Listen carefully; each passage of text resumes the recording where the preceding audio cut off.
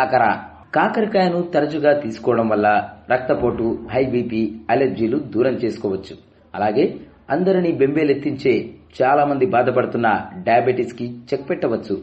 కాకరకాయను అప్పుడప్పుడు తీసుకోవడం వల్ల రక్తంలో చక్కెర శాతాన్ని తగ్గిస్తుంది. కాబట్టి డయాబెటీస్ పేషెంట్స్ డైట్ లో కాకరకాయను ఎక్కువగా ఉపయోగించడం మంచిది.